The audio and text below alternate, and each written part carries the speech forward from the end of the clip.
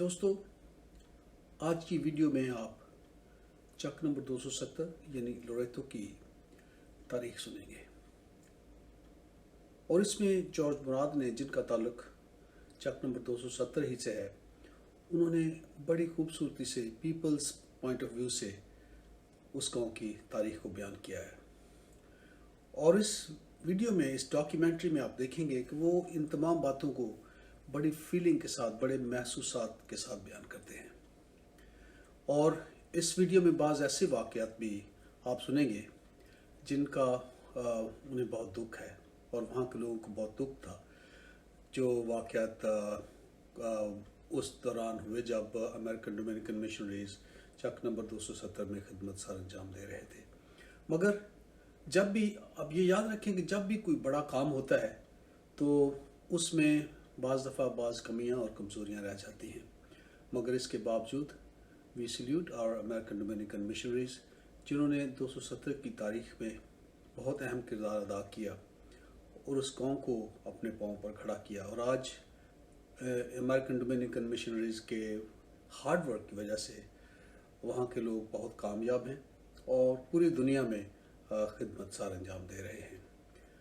जब आप इस वीडियो को देखें तो इसे लाइक करें, कमेंट करें और इसे सब्सक्राइब करें, और ख़ास तौर पर इस पर कमेंट करना ना भूलें, ताकि हमें आपकी आरा का पता चलता रहे और हम आपकी आरा से आगाह होकर आपकी खिदमत में ज़्यादा से ज़्यादा कलीसिया की तारीख पर डॉक्यूमेंट्रीज पेश कर सकें। Thank you very much. मसीह में मेरे प्यारे भाई और बहनों, आज हमारे लिए ये बड़ी खुशी की बात है कि 270 यानी लोरेतो चक के फर्जंद जॉर्ज मुराद हमारे साथ इस शो में मौजूद हैं। और इस शो में हम आज 270 की तारीख और 270 की मुल्तान डायसिस और कैथोलिक चर्च में अहमियत पर बात करेंगे। और मैं इनका बहुत शुक्रगुजार हूँ कि इन्होंने हमें वक्त दिया ताकि ये हमारे साथ 270 की हिस्ट्री या तारीख शेयर करें। और वहाँ पर जो मिशनरीज थे, अमेरिकन मिशनरीज, इटालियंस और वहाँ के जो ले लोग थे जो पूरे पाकिस्तान से वहाँ पर आकर आबाद हुए, उनके किरदार के मतलब हमें बताएं, क्योंकि ये एक लिविंग बुक है, लिविंग डॉक्यूमेंट है। इनके पास जो मालूमात हैं वो आज तक, अभी तक किसी किताब में दर्ज नहीं की गई। तो हमारे लिए ये बड़ी खुशी की बात है कि आज ये हमारे साथ मौजूद हैं ताकि हम ये इस तारीख को रिकॉर्ड कर सकें, ताकि हमारी जो आने वाली नस्लें हैं वो इससे मुस्तफीद होती रहे। तो शुक्रिया भाई जॉर्ज भाई कि आपने हमें वक्त दिया। मैं आपका शुक्रिया अदा करता हूं कि आपने मुझे इस काबिल समझा है कि मैं आपके साथ कुछ अपनी याददाश्तें जो हैं, जो गुजरी हुई बातें हैं, उनको शेयर कर सकूं। बहुत अच्छा। तो मुझे ये बताएं कि चक नंबर 270 इसकी बुनियाद कैसे पड़ी और कौन कौन लोग थे उसमें? मैं पहले तो यहाँ से शुरू करता हूं कि मैं वहां पर हम कैसे पहुंचे। ठीक है। ये 1958 की बात है। उस वक्त ये बसें तो इतनी कोई होती नहीं थी। तो हम खुशपुर से हिजरत करके गोजरा पहुंचे। गोजरा से हमने ट्रेन ली, ट्रेन लेके हम मुल्तान पहुंचे। अच्छा। मुल्तान हमने पूरी रात गुजारी और सुबह वहां से ट्रेन लेके हम लिया के लिए रवाना हुए। तो वहां से हमें फादर साहबान का ट्रैक्टर आया हुआ था, उसकी ट्राली में बैठ के हम चक नंबर 270 में पहुंचे थे। हमें तकरीबन पूरे 2 दिन लगे थे वहां पहुंचने के लिए। तो ये गर्मियों का मौसम था या सर्दियों का? ये मौसम था गालबन सर्दियों का। सर्दियों का। अच्छा, तो काफी मुश्किल हो गए फिर उन दिनों में। हाँ, नहीं वो बस पर जो भी है, हमने पूरी रात गुजारी थी मुल्तान स्टेशन पर। तो हमारे पास वो ज़ाहिर है कि गर्म कपड़े तो थे, रजाइयाँ वजाइयाँ जी। तो कोई ऐसी ज्यादा मुश्किल नहीं हुई थी हमें। यही थी कि वहां मैंने बैठना पड़ा। जी। तो सुबह हम फिर वहां से ट्रेन दूसरी लेके तो लिया पहुंचे। तो हम शाम तक गालबन पूरा दिन ही हमें लग गया था लोरेतो तक पहुंचने में। कौन से फादर आपको लेने आए हुए थे? कौन से? फादर नहीं एज ए ड्राइवर शायद था, कुशपुर ड्राइवर तक है वो था। अच्छा, he was the first driver of fathers, जो वहां पर था शायद ड्राइवर। अच्छा अच्छा अच्छा अच्छा, बहुत अच्छा। अच्छा। तो फिर आप वहां पर पहुंचे तो उस जी वक्त हाँ, आपकी उम्र कितनी थी? 8 साल? मैं तकरीबन उस वक्त 6-7 साल का था, अच्छा मुझे पूरी होश है। अच्छा अच्छा तो उस वक्त जो है वो स्कूल जो है वो अंडर कंस्ट्रक्शन था, ऑलमोस्ट मतलब वो कंप्लीट ही हो गया था, थोड़ा काम बाकी था। तो हम जो है, ये सर्दियों के दिन थे जब मैं उधर था, तो हम ये बोरियां जो नहीं है टाट, ये लेके जाते थे, क्योंकि रेत ठंडी होती थी, उसमें बिछा के हम बैठ के पढ़ते थे। अच्छा। और उस वक्त 2 टीचर्स थी, स्टानी सोसन, हम्म। बाबू सैमुअल की बेटी, जिसकी शादी मास्टर फ्रांसिस जेकब ये से कब हुई से हुई थी, जी? ठीक है, जी। वो थी, और स्टानी मार्गरेट थी। अच्छा उसके बाद तीसरी टीचर जो है वो स्टानी वायलट, हमारी भाभी, फादर गिलबर्ट की मामा, अच्छा वो आई। और ये 3 जो इब्तदाई तो हमारी टीचरें थी, टीचर थी। और मैं इनसे पढ़ा हुआ हूँ। अच्छा अच्छा। तो ये स्कूल की और पहली उस वक्त एनजी फादर टैरेंस और फादर जॉर्ज थे। फादर टेरेंस और फादर जॉर्ज। फादर थॉमस जो थे, जो बानी थे, वो जा चुके थे, और इन लोगों ने मुल्तान डायसिस मतलब उस वक्त टेक ओवर कर चुकी थी, फैसलाबाद के प्रीस्ट जा चुके थे। ये हमारा फादरों का जो घर था, इसकी जब बुनियादें खोदी जा रही थी और इसकी जब बुनियाद रखी गई थी, तो वो बिशप शैलियों ने आकर उसको ब्लेस किया था, पैरिश जो हाउस की। फादरों की कोठी थी, जी जी। समझे ना।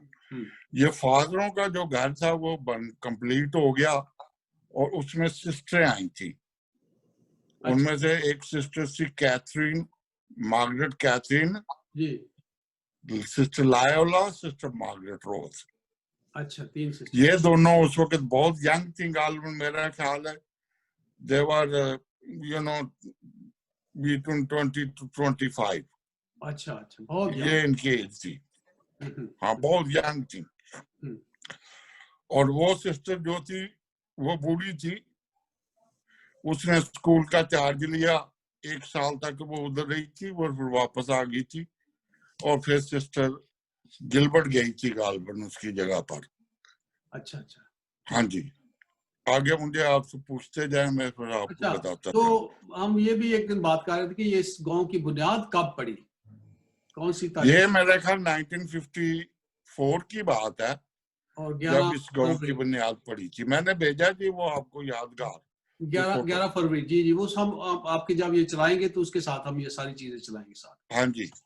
तो उस वक्त बुनियाद पड़ी थी, उस वक्त फादर थॉमस थे, फादर थॉमस जो इटालियन थे, इटालियन और जो इटालियन डोमिनिकन थे। इटालियन। इटालियन नहीं थे वो इंडियन थे गालबन। इंडियन थे फादर थॉमस, यस। अच्छा, इंडियन थे। अच्छा अच्छा। वो इंडियन थे, लेकिन वो पाकिस्तानी शहरियत थी उनके पास, ठीक है। अच्छा उनको वो फिर चले गए थे खुशपर, और खुशपर जाके वो हॉस्टल इंचार्ज बने थे। जी जी, उनको इधर फादर टैरेंस और थॉमस। फादर जॉर्ज ने टेक ओवर किया था।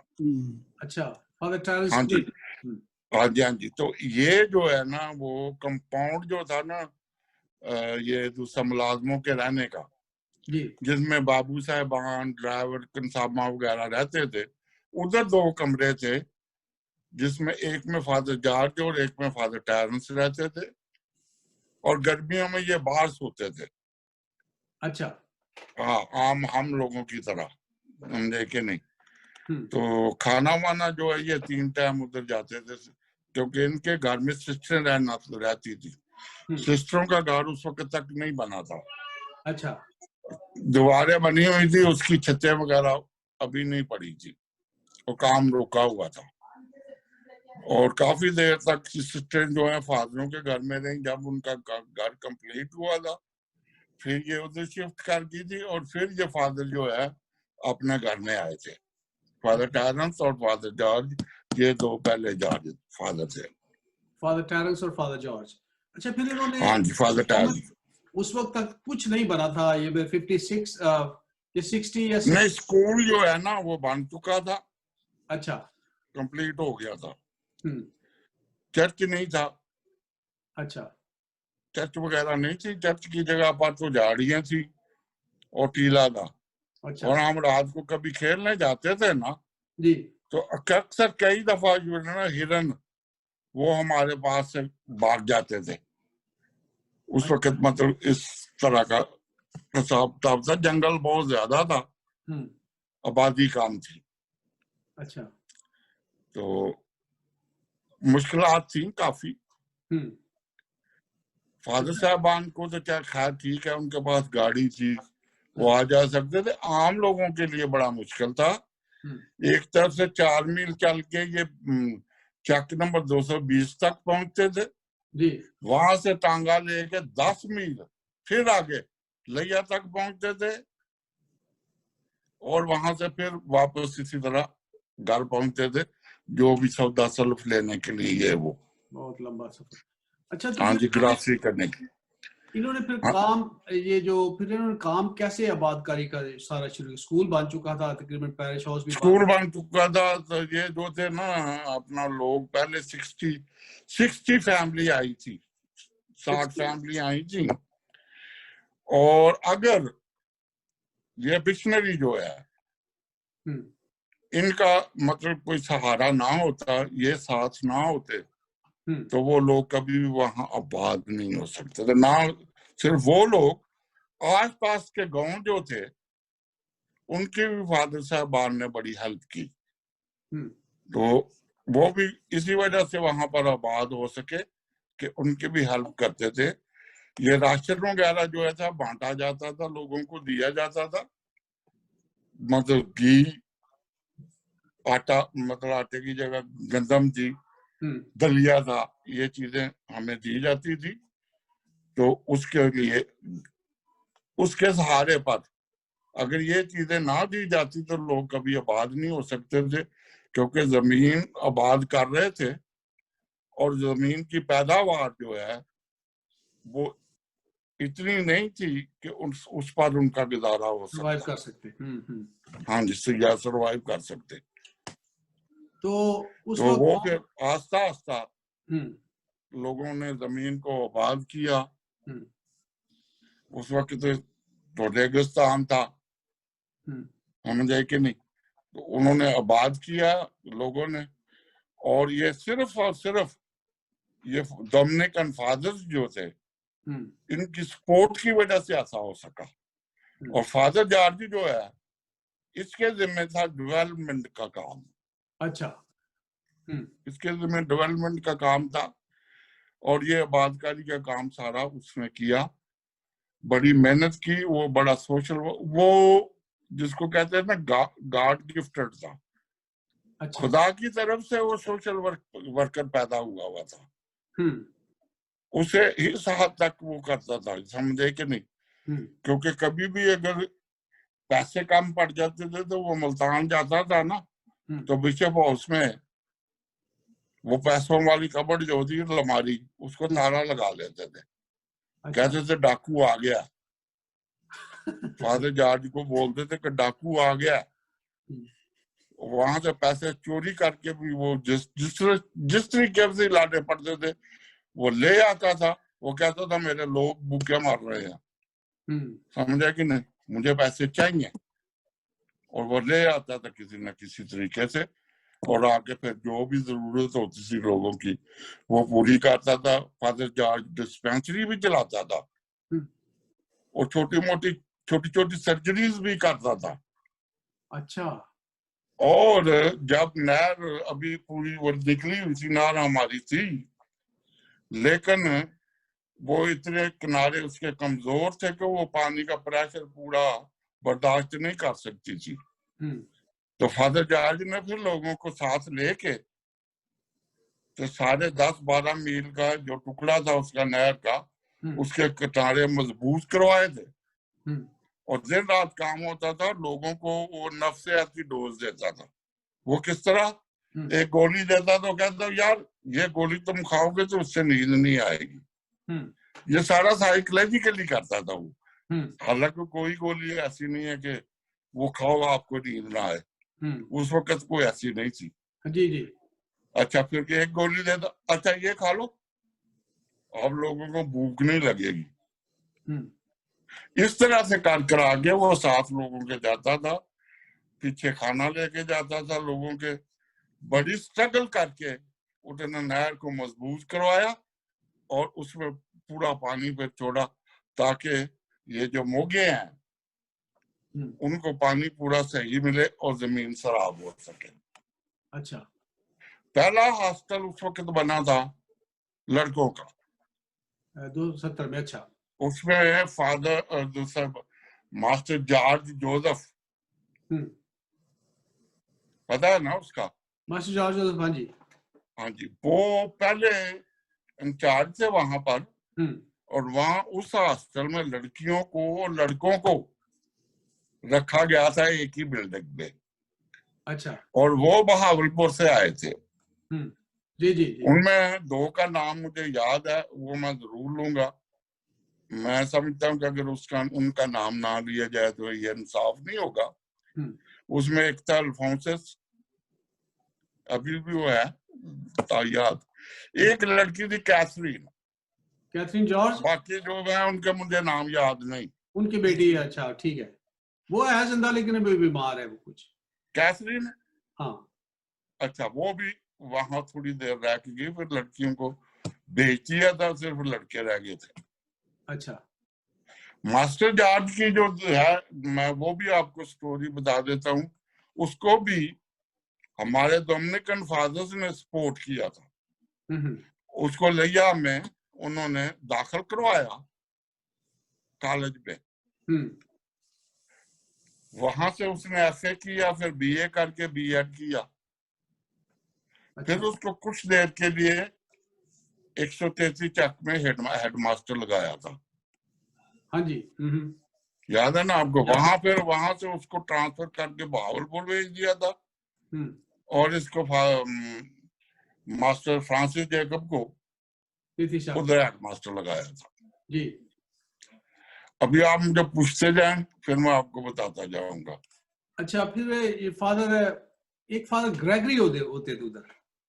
उससे पहले फादर ग्रेगरी से पहले जी फादर टॉमस लॉन्ग भी रहे उधर। उसको लॉन्ग लंबा था, उसको टॉमस लॉन्ग कहते थे। अच्छा। फादर तमोथी रहे। फादर टिमथी, ठीक है। फादर क्रिस भी उधर रहे। अच्छा। फादर एंथनी ने फिर फादर ग्रेगरी था।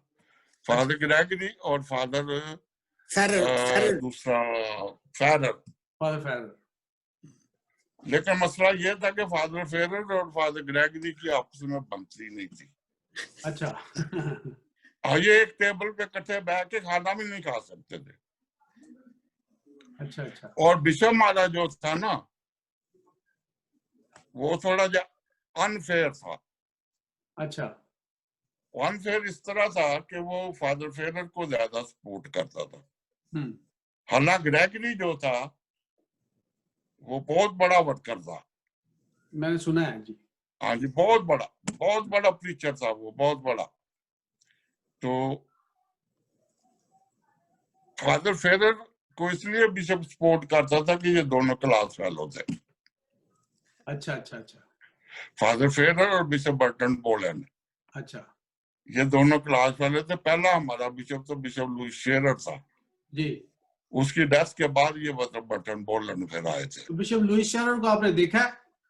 जी हाँ, मैंने देखा है उसको। आपने हमारे गांव में एक दफा आया था बच्चों को इस्तिकलाल देने के लिए। तो कितनी दफा आते थे बिशप उस वक्त गांव का चक्कर लगाने, दौरा करने? बिशप उसी वक्त आता था जब कोई इस्तिकलाल का प्रोग्राम होता था या कोई और इस किस्म का बड़ा फंक्शन होता था, तो एक दिन के लिए आ जाता था बस। अच्छा, ज्यादा नहीं के। अच्छा। बाकी हाँ, मैं उस वक्त आपको बिशप तमोथी की एक स्टोरी सुनाता हूँ, बड़ी दिलचस्प। फादर टिमथी की चीज जी। हाँ जी, वो उसके 10,000 रुपए चोरी हो गए थे। अच्छा। और उसने पुलिस को बुला लिया, सारे मुलाजमत दो थे, घर के अंदर काम करने वाले फादर के। पुलिस ने उनको पकड़ लिया। उनमें से खास तौर पर कंसामा सदीक, जो इनका पहला कंसामा था, जी उसको पुलिस ने काफी टॉर्चर किया और वो अपना जो है ना तवाज़ुन ज़हनी वो थोड़ी देर के लिए उसका खराब हो गया था। फिर बाबू अजीज फादर गिलबर्ट का जो ताया है जी जी वो भी दूसरा मतलब अपना थोड़ा थोड़ा ना उसका दिमाग भी होने लगा था। तो मेरे बाप ने, बाबू मुराद ने, हम्म उसको दूसरा मतलब चाचा था लगता उसका, हम्म उसने फिर को, मैं आपको पंजाबी जबान में उसने उसको दूसरा समझाया हम्म कि भाई बंदे के पुत्र बनो, क्या हो गया, हम्म इतनी टेंशन मत लो, कुछ नहीं होता। फिर जब सारा बड़ा मसला हुआ, लोगों को फादर ने बुला के रात को उसको कहते थे चोड़ियां डालना, कि भाई वो रेत पर डाल के तो भाई तुम फेंकते जाओ, जो भी है वो पैसे फेंक दे, किसी का पता न चले तो पैसे मिल जाए। वो भी ना कामयाब हुआ तरीका। फिर बिशप ने कहा फादर तुम चीजें कि भाई तुम छोड़ दो इस बात को, ये लो यार पैसे मुझसे लो, क्यों लोगों को मरवा रहे हो। इस तरह वो फिर अच्छा जान छूटी थी, समझे कि नहीं। तो फादर ग्रेगरी का ये था कि फादर ग्रेगरी पूरा पहले जो थे ना, मैं दो में नाद आपको बुला देता हूँ, उनमें फिर बाबू अजीज और मेरे बाप बाबू मुराद, ये दो पहले थे। बाबू अजीज गांव में काम करता था। मेरा बाप जो था वो कोट अद्दू से डेरा गाजी खान, बक्कर और इधर रंगपुर तक वो सारे इलाके में अकेला घूमता था। बड़ा मुश्किल उस वक्त, पता नहीं कैसे। हाँ, उस वक्त तो साइकिल पे लेके घूमता। तो मेरे फादर ने बड़ा हार्ड वर्क किया, साइकिल पे पूरी पे घूमता था वो। कभी कभी वो एक एक महीना घर नहीं आता था। अच्छा, तो ये दूसरा मतलब दो थे जो उस वक्त काम करते थे। उसके बाद जब फादर ग्रेगरी आया तो उसने 10 मनाद रखे थे। फादर ग्रेगरी फादर जॉर्ज से पहले थे? नहीं, बहुत बाद में। अच्छा, तो नहीं, फादर जॉर्ज का मैं बताएं कि उन्होंने, उनका जो उधर काम था फादर जॉर्ज का जी, उन्होंने गांव को कैसे, क्योंकि जब हम गांव को देखते हैं ना 270 को, उसकी बहुत बड़ी बड़ी गलियां हैं, बहुत बड़े बड़े हाथे हैं। जी जी, वो फादर अमेरिका जो था ना, फादर टैरेंस जो था ना, वो सिविल इंजीनियर था। ठीक है। ये गांव का जो मैप है ना जी, ये फादर टैरेंस ने बनाया था। अच्छा। और उस वक्त तो उन्होंने अमेरिकन तर्ज पे बनाया था। फादर जॉर्ज अपने टाइम पे किसी को चार दीवारी नहीं बनाने देता था। ठीक है। कहता था गांव की खूबसूरती खराब होती है। अच्छा। उसने बहुत सारे दरख्त लगवाए, स्पेशल दरख्तों को पानी देने के लिए उसने गांव में एक ट्यूबवेल भी लगवाया। और ये खालियां वगैरह सारी बनवाई थी कि इस पे दरख्त लगाए जाए ज्यादा से ज्यादा गांव के अंदर। और उस वक्त गांव में दरख्त हो थे भी बहुत ज्यादा। उस वक्त फिर आस्ता आस्ता लोगों ने काटने शुरू कर दिए। कुछ मतलब और भी स्टोरियां हैं, चलो वो फादर फिलिक्स के टाइम की हैं, वो बताऊंगा कि दरख्त कैसे कटे थे। तो फादर ये थे लोग पहले झुग्गियों में रहते थे। ये जहां हमारा चर्च है ना जी, इसके साथ का जो नीचे एरिया है ना, जहाँ डिस्पेंसरी है जी, और चर्च के साथ ये खुल एरिया, यहाँ पर सारी झुग्गियां थी। अच्छा अच्छा। झुग्गियों में लोग रहते थे। कुछ लोगों को फादर जॉर्ज ने घर बनवा के दिए थे। अच्छा। और उनको गांव में ट्रांसफर किया हुआ था। कुछ लोग उधर बैठे हुए थे अभी फिर भी। फिर हमारे गांव में एक हुई थी बारिश बहुत ज्यादा सख्त, तो उसमें गांव में बहुत सारे घर गिर गए थे, झुग्गियां भी गिर गई थी। अच्छा। फिर फादर ने लोगों को स्कूल में इकट्ठा करके, तो उस वक्त लकड़ी का बहुत बड़ा गोदाम होता था क्योंकि कंस्ट्रक्शन वगैरह चल रही थी। और मिस्त्री हैदर इसका उसके फादर बाद- डोमिनिक कताया, हाँ जी, हाँ जी जी। वो उधर हेड मिस्त्री होता था। अच्छा अच्छा। उसका भी जिक्र करना जरूरी है। हम्म तो फादर ने फिर वो लकड़ी निकाल के लोगों का कि इसको काट के फाड़ के चूल्हों में डालो, घी दिया, आटा दिया, सब कुछ दिया और लोगों को स्कूल में बैठा दिया। और जो घर गिर गए थे ना, उनकी सबकी छतें इकट्ठी कर ली, छतें सीढ़ी और बाले। और जो लोगों के घर गिर गए थे उनको हर एक को एक मकान की छत, उसने कहा ये लो और यहाँ झुग्गियों को छोड़ो और गांव में जाके आबाद हो जाओ। इस तरह वो फिर पूरा गांव जो है ना वो आबाद हो गया। झुग्गियां फिर खत्म कर दी गई थी। उसकी जगह फिर वो बाद में बहुत बाद में डिस्पेंसरी उस जगह पे बनी है।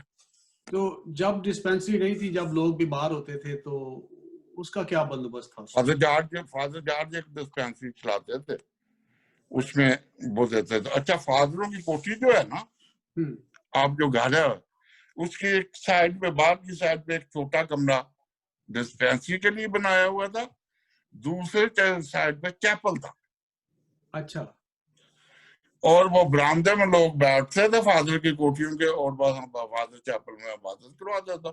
संडे के दिन वो बरामदे के बिल्कुल सेंटर में उन्होंने जगह बनाई थी, उधर क्लास वगैरह, वो उधर रख के टेबल, उसका अल्तार बनाते थे और उधर इबादत करवाते थे। कुछ लोग बरामदे में और कुछ बाहर बैठते थे खुले आसमान के नीचे इबादत के लिए। अच्छा, जब तक चर्च नहीं था। हाँ, उस वक्त चर्च नहीं था, ये चक्कर था, समझे कि नहीं? अच्छा, ये हाँ जी, पूछ। अच्छा, तो फादर जॉर्ज का तो आपने हमें काफी बताया। फादर ग्रेगरी का भी मैंने बहुत सुना है कि वो भी बहुत मेहनती इंसान थे। फादर ग्रेगरी जो है, मैं उनका आपको ये बता दूं कि वो पूरे हफ्ता पूरा जो है ना वो बाहर रहता था इलाके में। सब मनाजों के साथ वो प्रोग्राम उसने सेट किया होता था, उसी तरतीब से वो रहता था। सिर्फ एक दिन मतलब सैटरडे नाइट वो आता था, सुबह एक पाक मास करवाता था संडे की, और पाक मास करवाते ही फिर वो निकल जाता था। अच्छा। पूरा हफ्ता। कभी कभी ऐसा भी मौका आया कि लोगों के पास चाय की पत्ती नहीं होती थी, तो आपको एक पता है कि घास होता है, तो बोलते हैं खबी घास, वो थोड़ा खुशबूदार होता है जी। और कई लोग उसकी चाय बनाते थे। अच्छा अच्छा। तो कई दफा उसको वो चाय बनाकर दी और उसने ये नहीं कहा कि मैं नहीं पीता हूँ, पी गया, समझे कि नहीं? और कई दफा वो पीतल के गिलास नहीं है जी, उसके अंदर लोग चाय डाल के देते थे, वो पता आपको कितना गर्म होता है, बहुत बहुत। वो पी जाता था, समझे कि नहीं? और वो मतलब जाहिर है कि उस वक्त फिर सुबह के टाइम ये रफाए हाजत और दूसरी चीजों के लिए खेतों में ही जाना पड़ता था, तो वो भी इसी तरह खेतों में जाते थे। फादर साहबान भी वो जब जो भी इलाके में जाते थे, फादर ग्रेगरी वो भी इसी तरह करता था। और हमारे ये सिस्टर और फादरों की एक खसूसियात थी, ये शायद इनको ट्रेनिंग दी गई थी। आपको पता है कि हम बड़े मतलब तेज मसाले खाते हैं जी अपने को, जब भी कोई खाना पकाता था ना, जी, वो खाने आते तो उनका पसीना निकल रहा है, मुझे ना मिर्चें लग रही हैं, और फिर भी खाना खा के उन्होंने कहना ये बहुत अच्छा खाना था, किसने पकाया था? जिसने पकाया होता था ना, उन्हें आखना सिस्टर जी मैं पकाया, सिस्टर ने को आखना ये आपने कहीं कहीं से पकाना सीखा है। मतलब इनकरेज करना, डिस्करेज नहीं करना, अप्रिशिएट करते थे। अप्रिशिएट करना, भावे जिन्नियां मर्जी मर्चा लगी उन्होंने अप्रिशिएट करना उसको, कभी बहुत अच्छा बनाया था खाना आपने। ये भी एक इस किस्म का था ये मसला, समझे कि नहीं? ये अगर ना होते तो हम आज इधर ना होते। डोमिनिकन सिस्टर्स और फादर जो है, इन लोगों ने इतनी मेहनत की है, इतनी मेहनत की है, इतना हार्ड वर्क किया है कि उनकी वजह से हम आज इधर हैं।